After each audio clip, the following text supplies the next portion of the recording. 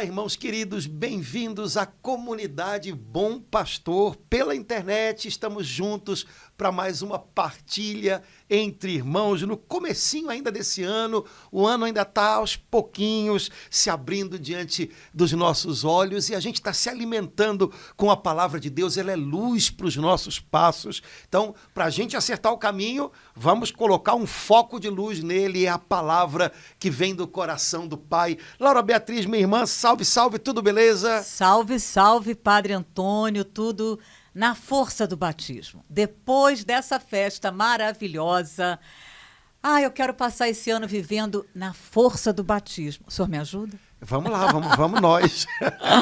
É o mesmo batismo que todos recebemos, né? Todos fomos mergulhados num único Espírito. Então, verdade, a gente está aí para ajudar uns aos outros. Amém. Mesmo. Né? Ninguém consegue ser cristão sozinho, isolado. Né? A gente é cristão juntos. Né? Temos uma mesma profissão de fé que recebemos da igreja no dia do nosso batismo.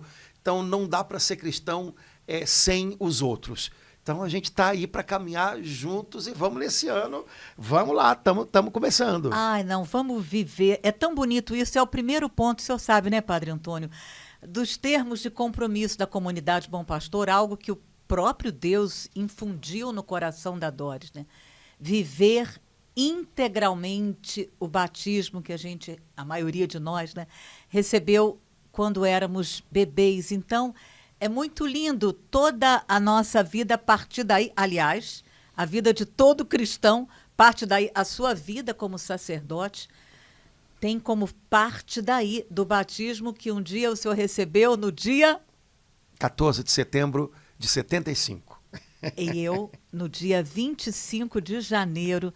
Não lembro o ano, tá? De 94. Não, um pouquinho antes. Não, sério, eu não lembro. Mas sei que foi a festa da conversão de São Paulo e era o aniversário do meu pai. Então, aí uma boa, hein? Perguntar para os irmãos se eles sabem o dia em que foram batizados. É muito importante, né, bom, padre? A gente saber. Eu celebro. A igreja onde a gente foi batizado, o dia em que a gente foi. Na verdade, a gente não foi batizado, a gente é batizado. Né? Amém. Porque eu fui batizado. Não, bom, o sacramento foi recebi, celebrado, né, naquele dia, mas desde aquele dia eu sou um cristão. Portanto, eu sou um batizado, eu sou alguém inserido em Jesus. Eu faço parte de um corpo.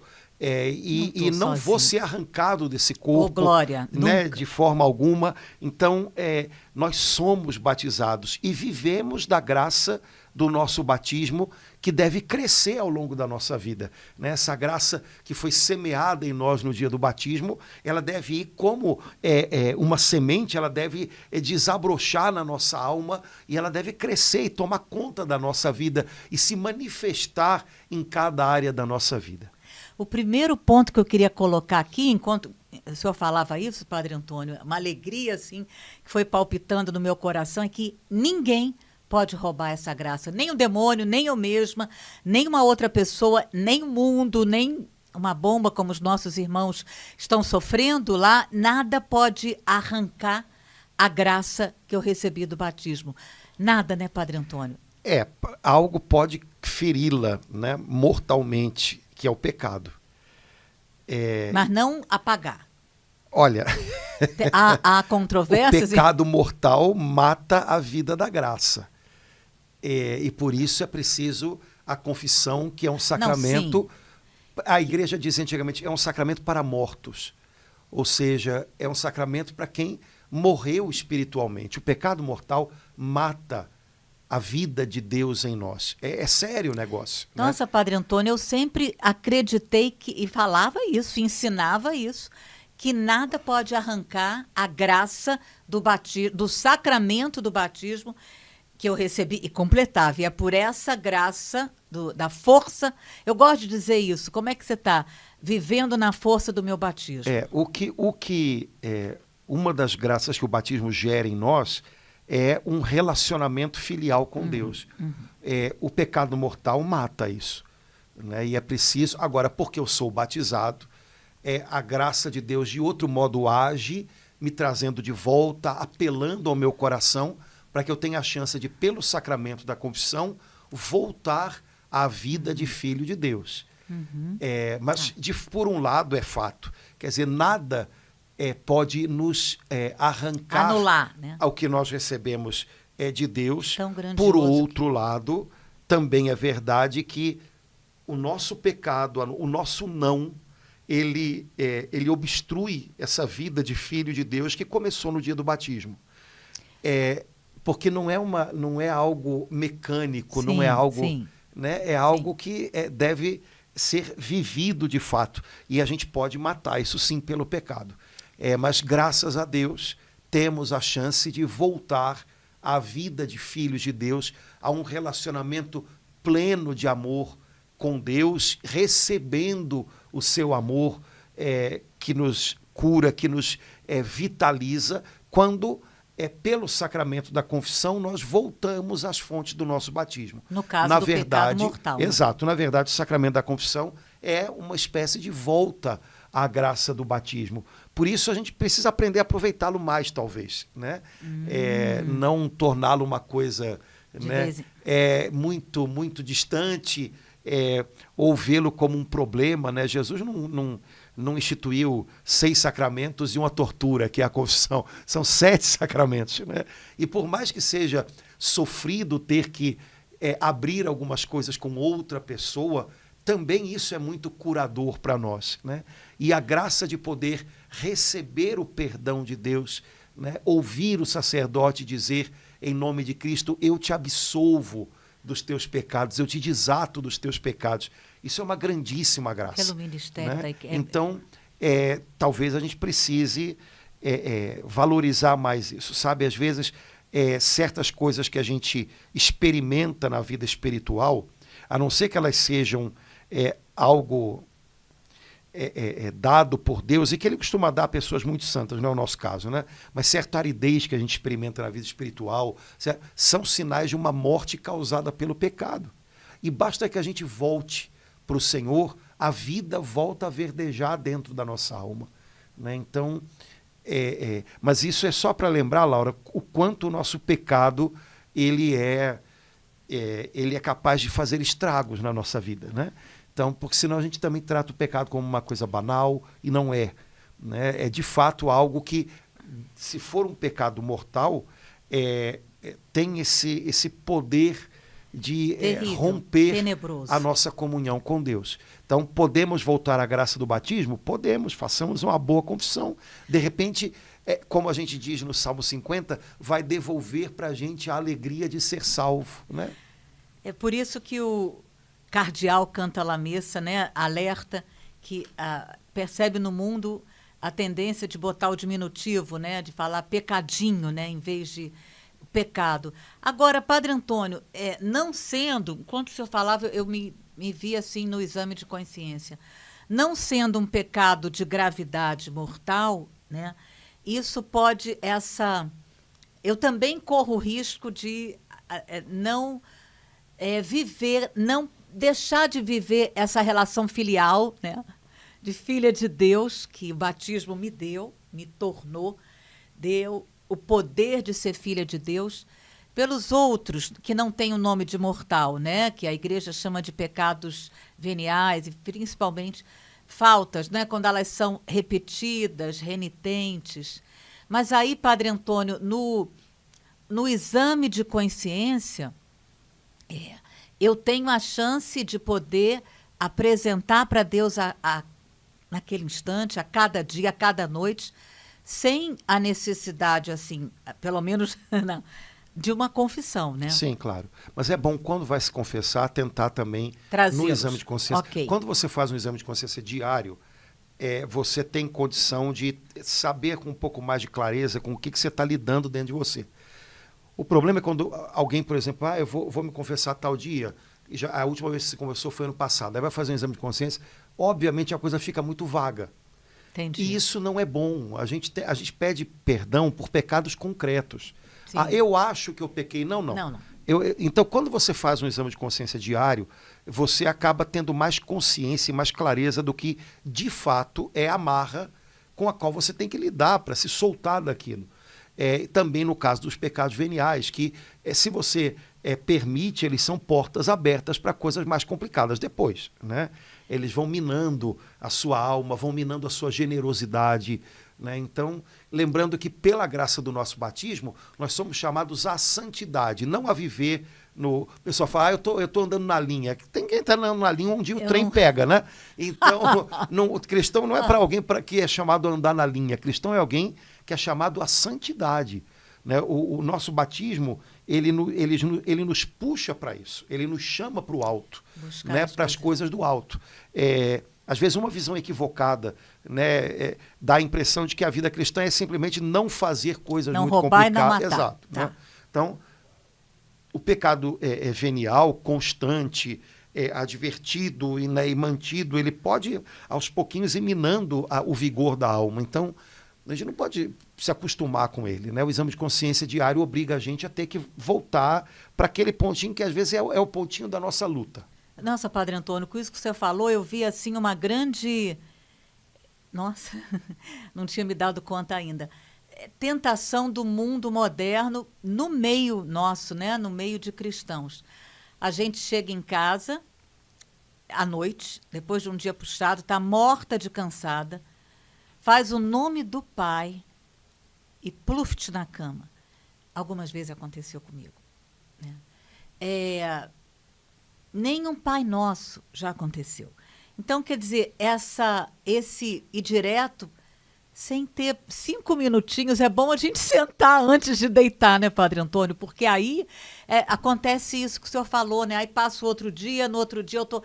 Então, aí o exame de consciência fica para uma vez por semana, que a gente aprende que é diário, e a gente faz diário, mas aí, no primeira noite, eu estou cansada.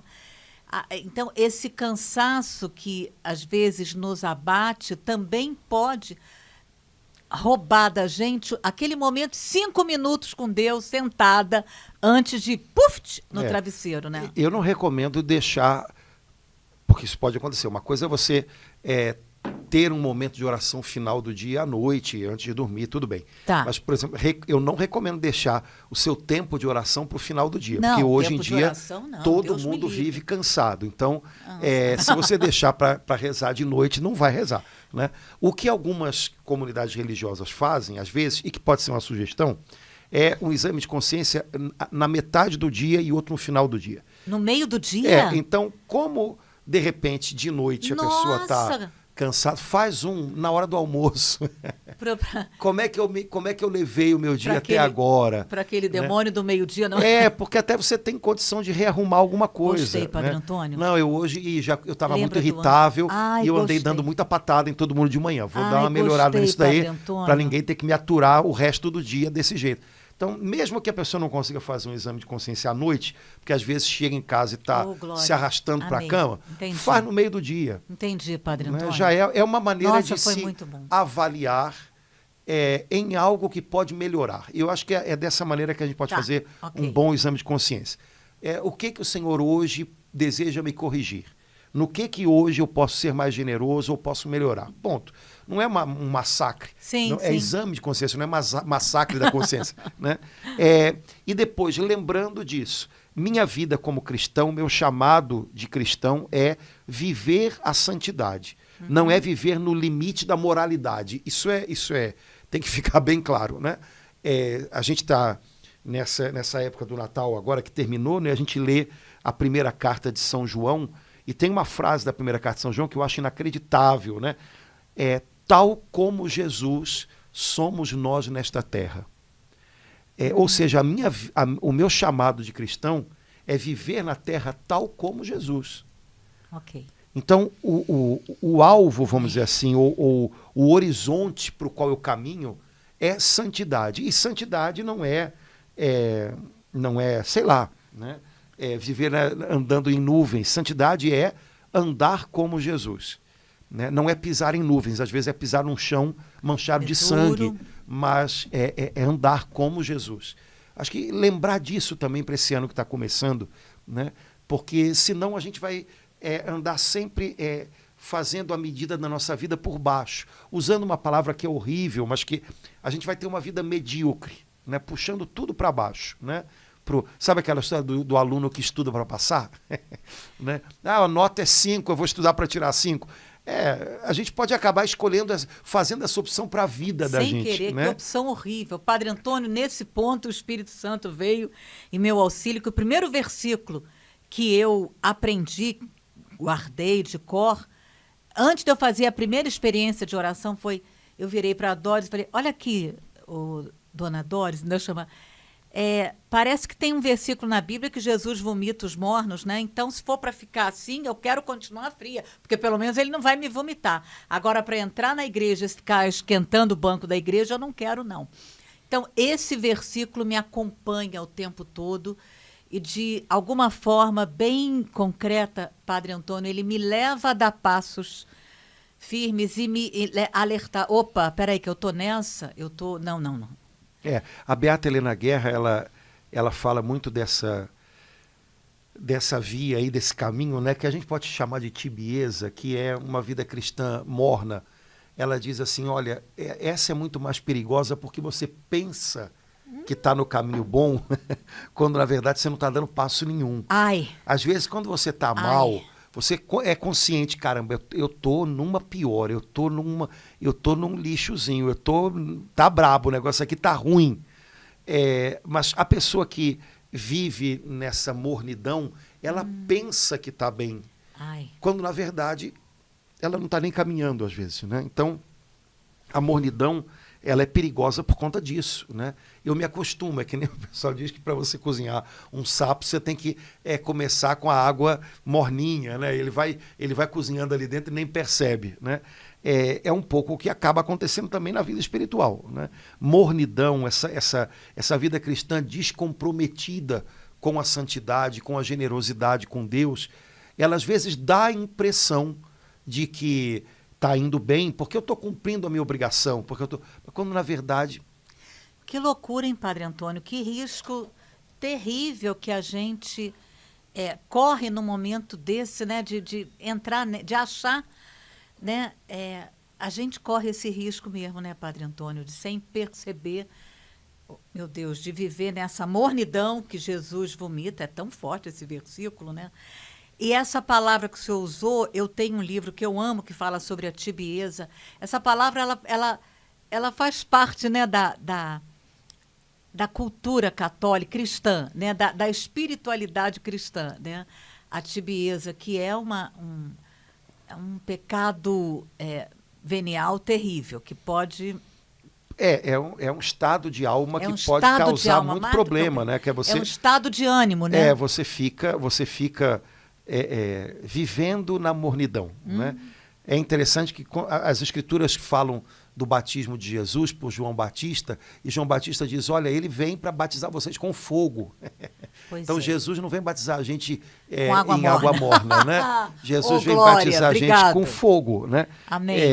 Então, isso para mostrar que o cristianismo não é aquilo que às vezes parece, em alguns ambientes, uma coisa para gente que já aposentou da vida, sabe? Não, o cristianismo não é para quem está aposentado da luta da vida.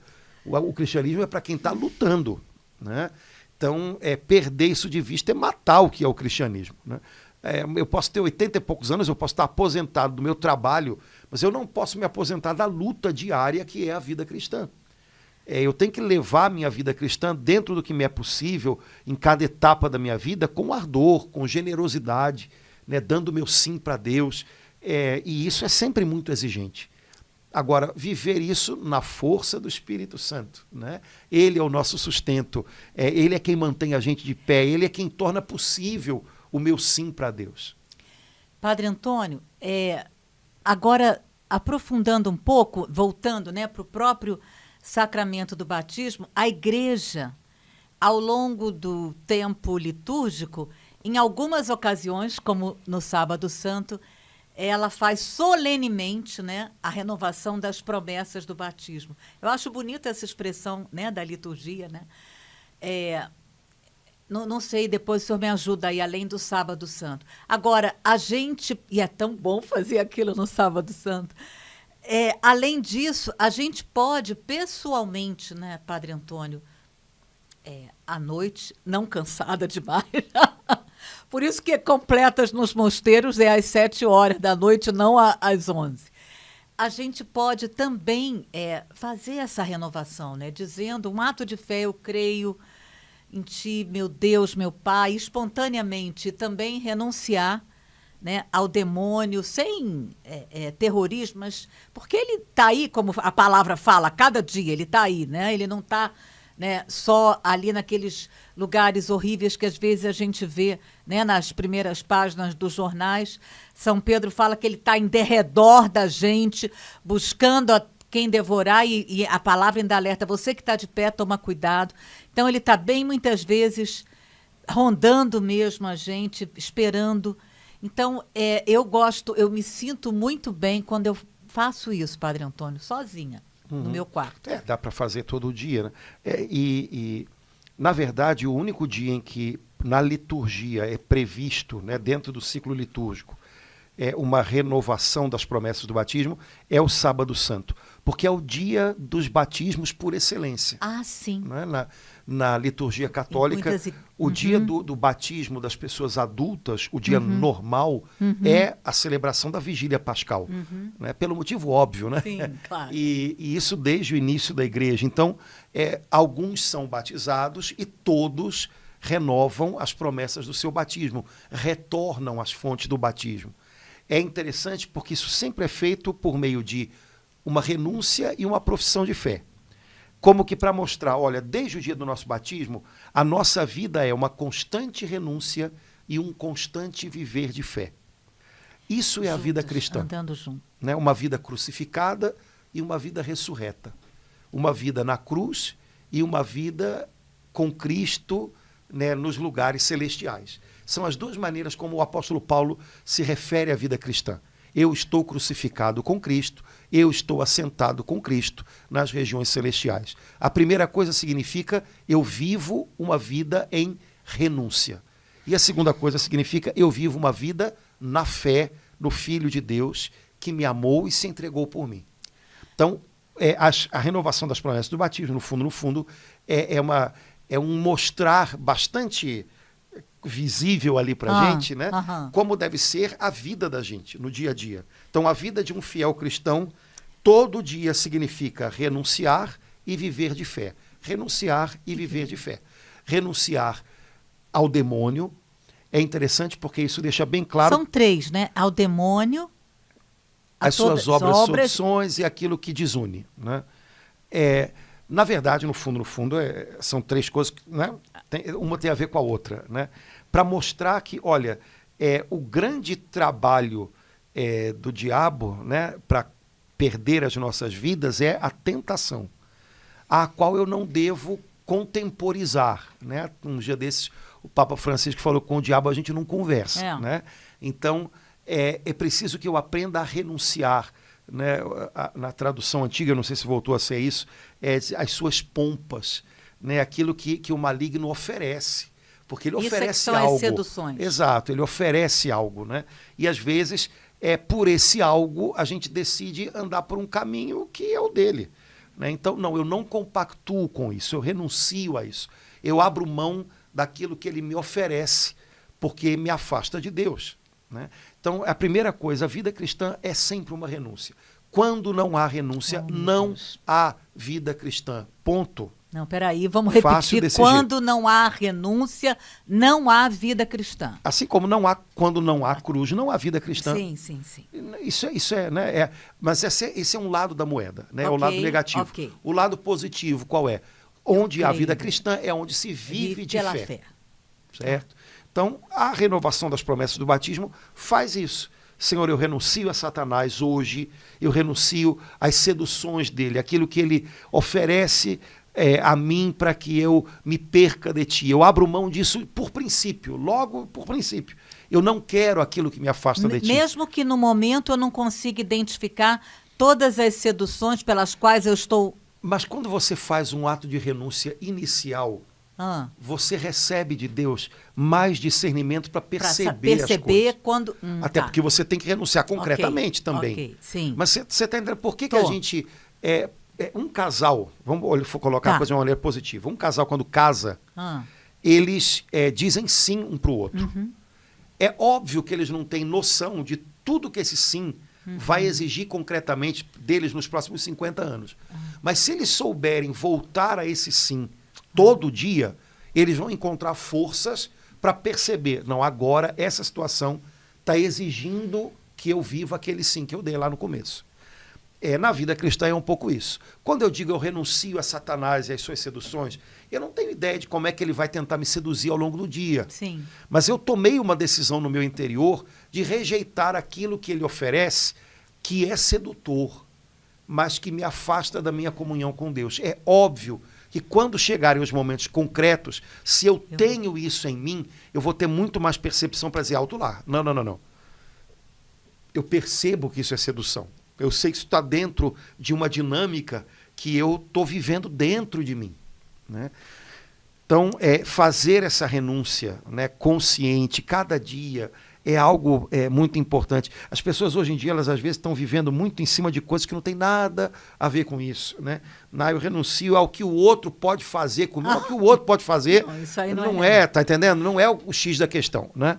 É o que eu posso fazer, né? Então eu abro mão de viver nesse dia qualquer coisa que pareça uma resposta, mas que na verdade me afasta de Deus. Não é resposta.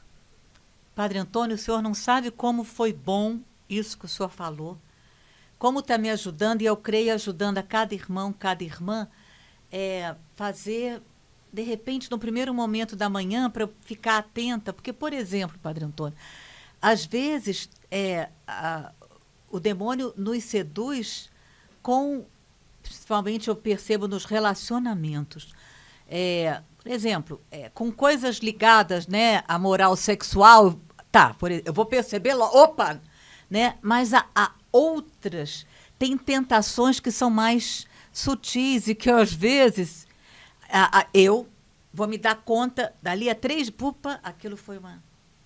Eu vou te dar um exemplo bobo, mas eu acho que dá para... Há muitos anos atrás, na Via Dutra, a concessionária que estava cuidando da Via Dutra, ela colocava umas placas grandes assim com frases motivacionais ao longo da Via Dutra. Há muitos anos isso. E aí tinha umas frases bonitas, assim, tipo, seja grato no dia de hoje. Ah, é? Aí depois não sei quem...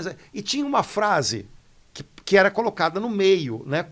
Imagina que eram 10 frases que eles iam repetindo ao longo do trajeto aqui, tipo Rio, Aparecida, Rio, São Paulo.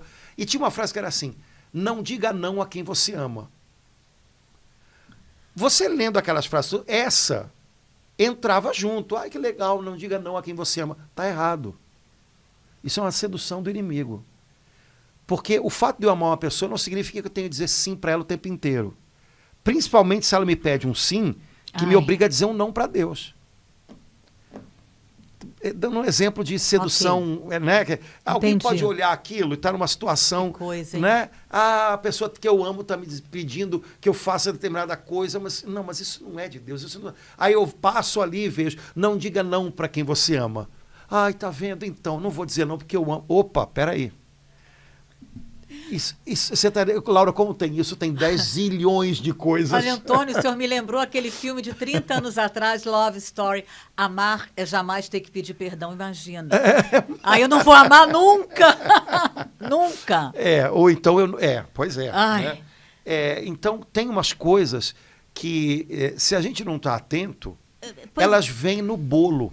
E a palavra discernimento significa justamente isso. Discernir significa separar o que vem num bolo.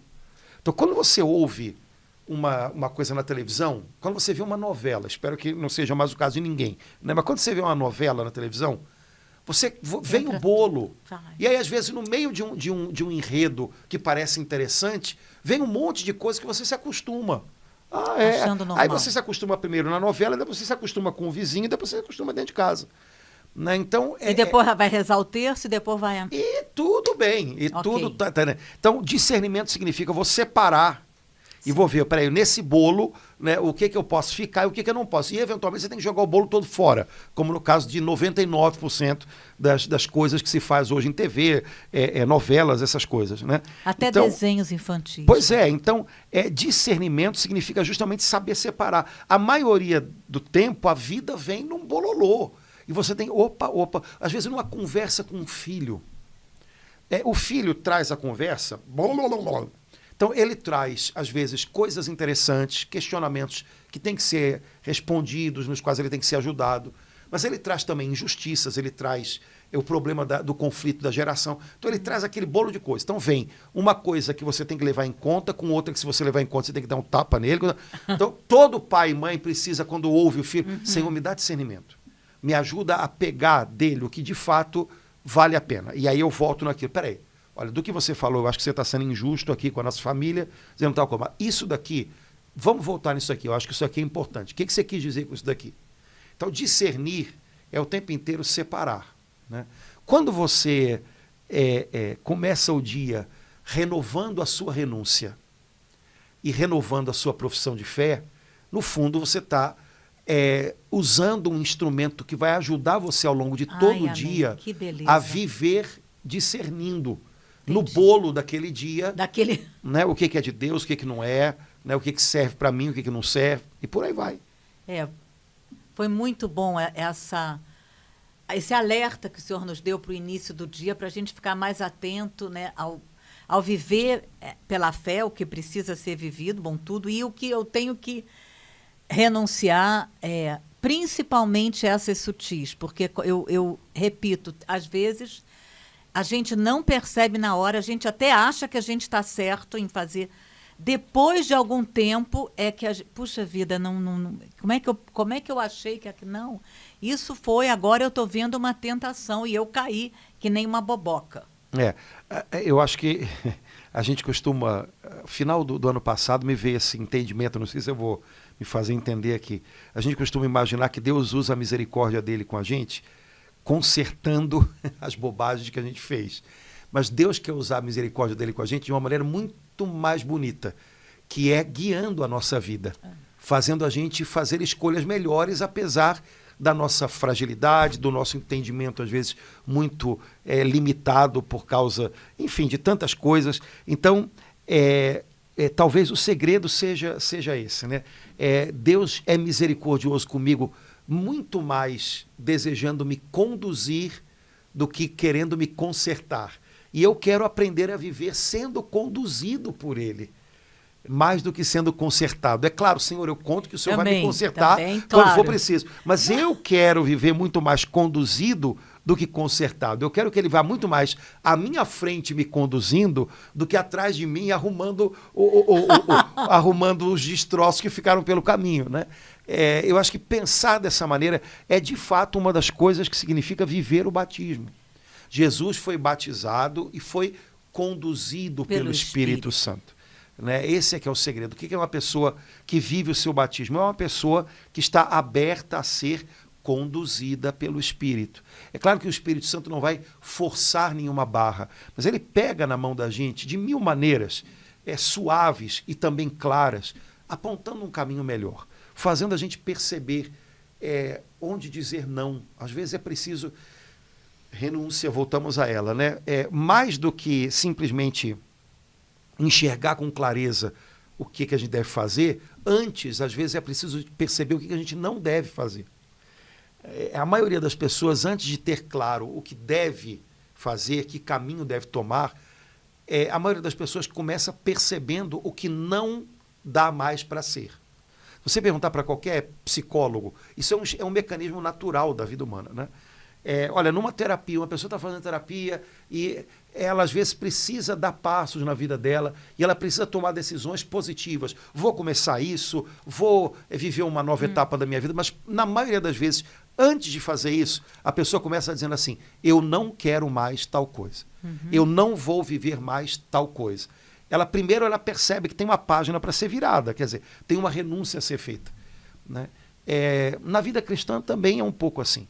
Ser conduzido pelo Espírito Santo, inicialmente, é perceber, cara, isso daí não dá mais. Padre Antônio, que bênção a gente poder, o senhor está falando isso nesses primeiros dias de janeiro, porque pode ser que a gente não tenha percebido isso e pedir a Deus, né, Senhor, olha, eu acho que mais ou menos, não sei, eu acho que o que eu preciso renunciar, né, vai pedir a Deus para Ele vir em nosso socorro, né, como a gente fala no início do ofício das leituras, vem em nosso socorro e nos mostra o que eu preciso para começar bem esse ano, dizer não, eu não quero isso para mim.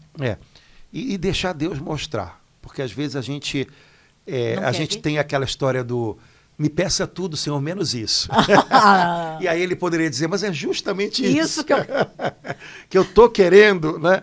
Então, e o fato de você renunciar não significa que Deus vai tirar de você. Por exemplo, Senhor, eu renuncio agora a viver um relacionamento exagerado, como, por exemplo, com os filhos. Uhum. De dependência emocional exagerada dos filhos. Eu quero abrir mão disso. Eu percebi que eu estava sufocando a eles ou que eu estava me tornando uma pessoa dependente deles. Não significa que Deus vai tirar o seu relacionamento com seus filhos, vai fazer eles entrarem numa nave espacial e ir embora. Significa que você está abrindo mão de um tipo de relacionamento e que você simplesmente vai aprender com o Senhor agora, a viver isso de um outro modo, de um modo novo. Eu renuncio a algo que talvez estivesse sufocante demais, e às vezes Deus mostra isso para a gente, Ele mostra. Né? E são coisas que se os outros tentarem mostrar, às vezes não conseguem. Ou se falarem alguma coisa, a gente dá uma bronca neles. Mas quando Deus mostra, a gente entende direitinho. Então, às vezes, um relacionamento familiar opressivo, doentio, Senhor, eu quero abrir mão disso.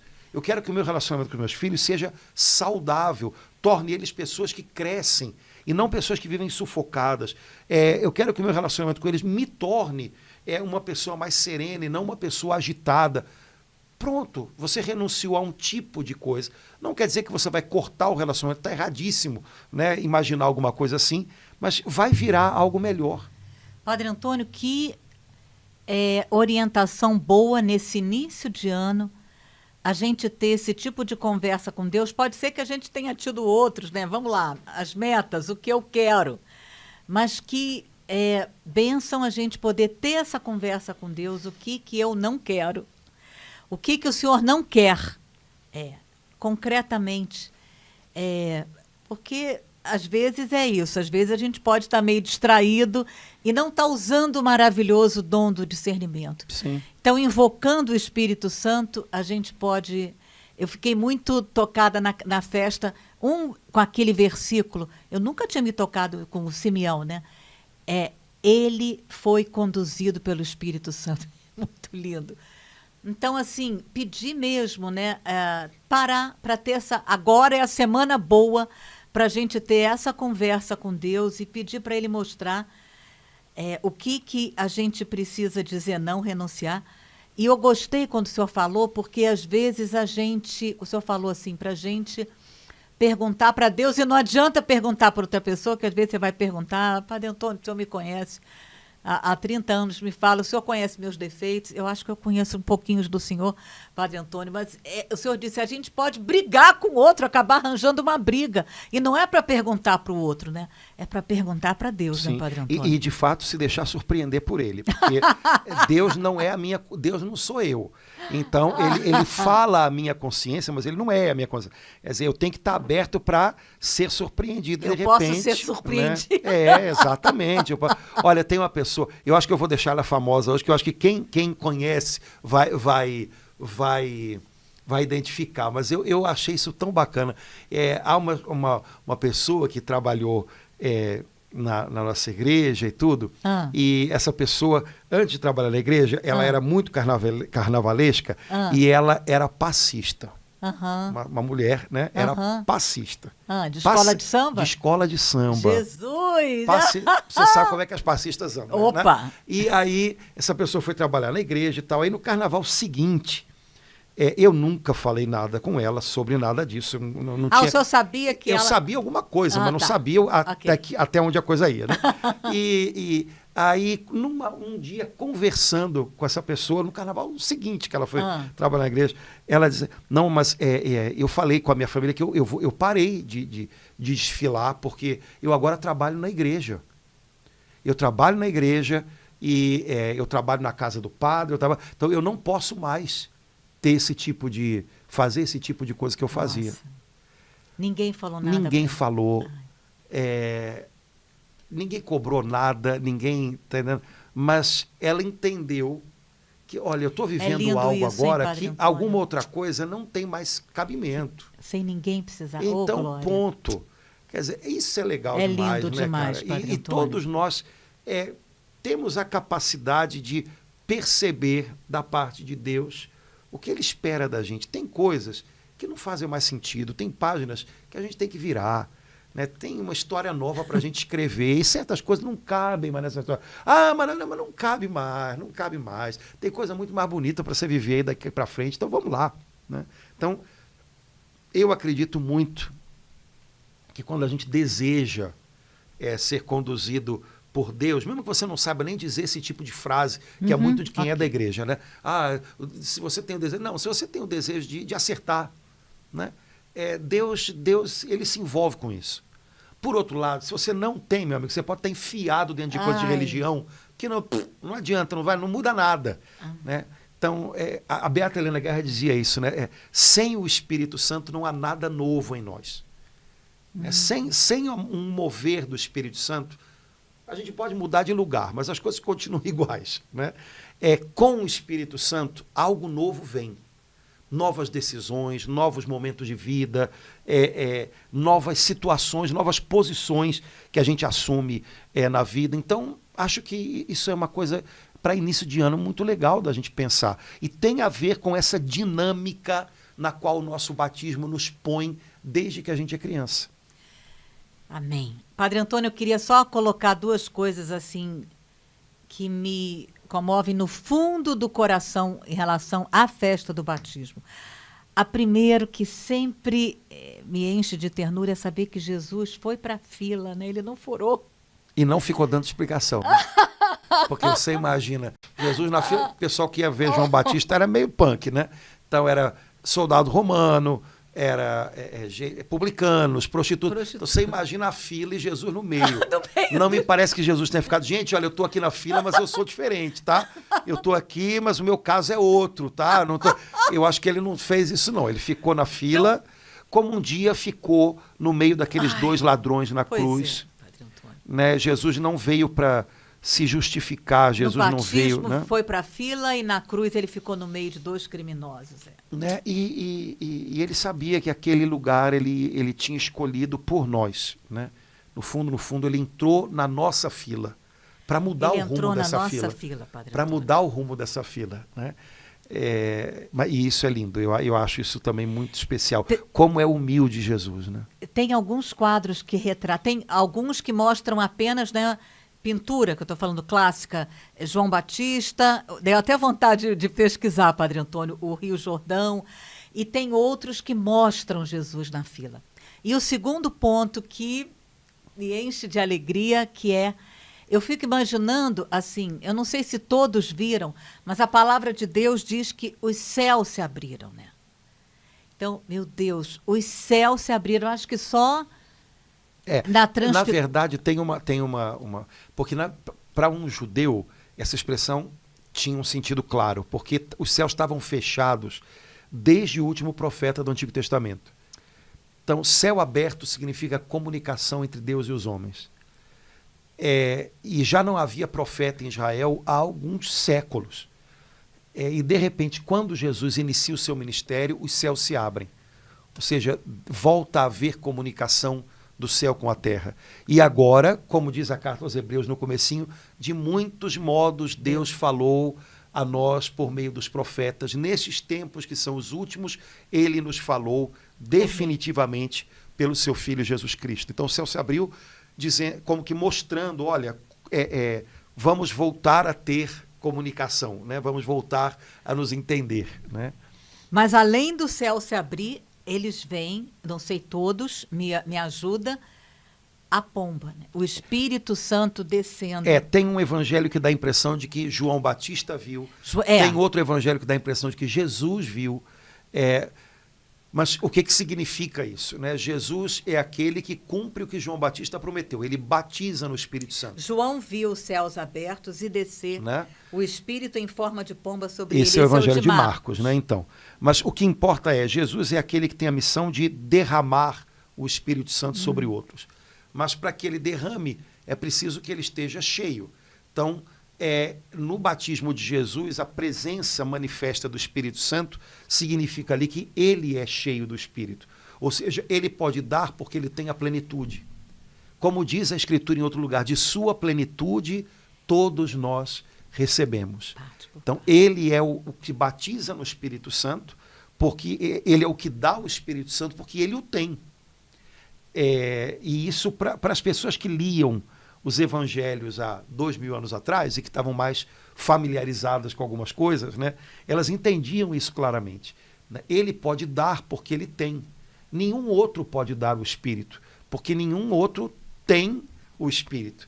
No Antigo Testamento, os profetas ou os juízes ou os outros homens de Deus, eles eram visitados pelo Espírito, mas eles não tinham o Espírito. Jesus tem o Espírito para dar, né, para derramar sobre outros. Né? Então viram o Espírito Santo em forma de pomba e ouviram, ou então em algum outro evangelho, Jesus ouviu a voz do Pai dizendo: esse é o meu Filho amado, em quem eu ponho o meu bem-querer. Eu gosto dessa expressão, meu bem-querer. É bom a gente saber que o Pai do céu tem um querer bom, né, e que ele põe sobre Jesus. E como agora, por causa do nosso batismo, nós somos uma coisa só com Jesus, o querer bom do Pai está sobre a gente também. Então, estamos, por causa da nossa união com Jesus, nós estamos incluídos no querer bom do Pai do céu. Oh, glória a Deus! Né? Então, eu faço parte, né, de um bem-querer do coração do Pai. Por quê? Porque eu estou unido a Jesus pelo meu batismo. Agora, Padre Antônio, diz que sim. No dia que eu fui batizado, os céus se abriram. No dia que o senhor foi batizado, os céus se abriram. No dia em que cada um de nós, os céus se abriram. Exato, é isso aí. Oh, glória a Deus! Exato. Né? Na verdade, estavam já abertos, né? Eles se abriram sobre nós. Especialmente sobre nós. Sobre nós, Ai, né? que lindo, porque que nós entramos em algo. Isso é que não é que algo começou a acontecer do nada em mim. Não. Eu entrei, né? São Paulo usa muito essa expressão. Nós fomos enxertados na oliveira, né? Nós fomos inseridos no corpo, sabe? É essa ideia. Nós fomos adotados, né? Como algumas passagens dos profetas do Antigo Testamento, né, dão essa impressão. É como se a gente estivesse lá e Deus foi lá e pegou e trouxe a gente para perto. Né? Vós que outrora estavais longe, agora estáis perto. Né? Então eu fui trazido para perto. Eu fui trazido para a igreja. Né? A fé que eu recebi, o dom da fé, a semente da fé que eu recebi no meu batismo, é a fé da igreja, não é uma invenção da minha cabeça. Não começa em mim agora. Né? É um tesouro que é o tesouro da minha família, e agora eu faço parte dela. Né? Então, lembrar disso, para a gente não ter a impressão de que sou eu e Deus. Não, eu faço parte de algo que é muito maior do que eu. Com isso que o senhor falou, eu me lembrei, vou pedir até a Iete, se der, para colocar no nosso YouTube ou Instagram da comunidade. A Doris fez alguns anos atrás, o senhor sabe, que é belíssimo. Isso tudo que o senhor falou nos versículos bíblicos, né? Que é a certidão de identidade do cristão. O que aconteceu, né? Quem eu passei a ser, me tornei depois do meu batismo. Eu primeiro, é claro, filha de Deus, né? Então, é muito lindo a gente ter essa certidão na mão, como a outra de identidade que a gente precisa ter, né, Padre Antônio? A gente precisa saber quem a gente é por causa da nossa união com Jesus. Né? Crise de identidade é um negócio que pode acontecer e que deixa a gente solto no ar. Quando um cristão não sabe de fato quem ele é, o que ele tem por causa da sua união com Jesus, ele fica solto. Eu não sei quem eu sou, se eu não sei quem eu sou, eu não sei também quem eu devo me tornar, porque no fundo, a gente vai se tornando aquilo que a gente é. Então, quem eu devo me tornar? Para que lado eu estou indo? Né? Quando a gente não sabe essas coisas, a gente tenta qualquer coisa. Né? Agora, quando eu sei qual é a minha identidade em Jesus, o que eu recebi nele, qual é a minha herança em Cristo Jesus, pronto, aí eu não tenho a impressão de que eu estou partindo do zero todo dia. Né? Eu estou partindo dele, daquilo que ele me garante. Então é outra coisa. Nossa, eu estava vendo a Doris aqui. Iete, vou pedir a você, minha irmã, essa certidão de identidade do cristão. Ai, bom demais, Padre Antônio, mergulhar A palavra é mergulho, né, Padre Antônio? Batismo É um mergulho. mergulho, é um mergulho diferente, porque é um mergulho que te dá algumas propriedades novas. Usavam a palavra batismo, que para a gente virou uma palavra religiosa, mas no tempo de Jesus e de João Batista não era, né? A palavra batismo era usada para falar, por exemplo, do tingimento de tecido. Quando o tecido normalmente feito, né, de lã, daquele tempo, tinha tudo a mesma cor, né? Quando você ia tingir um tecido, coisa que não era comum, era algo que era feito para gente rica, né? Você pegava o tecido que tinha aquela cor de lã de ovelha e você jogava dentro de uma solução com a cor que você quer pegar. Então você tinha que botar, tirava, aquilo ali secava, botava de novo. Ou seja, as propriedades daquela solução na qual você colocava o tecido, elas se entranhavam no tecido. Né? Então, se era uma solução de cor vermelha, o vermelho se entranhava no tecido, até que se tornasse um tecido vermelho. Então, essa expressão, mergulha, até o tecido se embeber, até se ele se entranhar das características daquele ambiente no qual ele é colocado, isso era chamado de batismo. Né? É uma expressão que eu acho que é legal se a gente pensar desse jeito, porque a gente é mergulhado no Espírito Santo para receber as características dele, né? Para que as características dele se entranhem na gente e a gente possa viver essa, como diz São Pedro, né? Viver a natureza divina, o jeito de ser de Deus. Isso é o que a gente recebe no nosso batismo. É um mergulho que não seca. Eu saí e acabou. Gostei, mergulho que não seca. Né? Sequei. Não, é um mergulho que te entranha Deus, que das características da natureza de Deus. Então, é isso que a gente é chamado a viver quando a gente fala de viver a graça do batismo. Né? Então, viver integralmente, não viver pela metade. Né? Amém, Padre Vamos Antônio. Em frente. Tá Mergulhamos bom? Vamos lá, então. 2024, eu acho que é um bom propósito. Além de emagrecer, fazer exercício, aprender alguma coisa, viver integralmente a graça do nosso batismo. Acho que seria o melhor propósito para a gente fazer esse ano. O melhor propósito? Oh, glória a Deus. Amém. Tá certo. Gente, um abração, bom estar com vocês. Obrigado pela companhia. Tomara que tenha ajudado em alguma coisa na sua vida com Deus. Um abração. Até a próxima, se Deus quiser. Amém. Tchau, irmãos.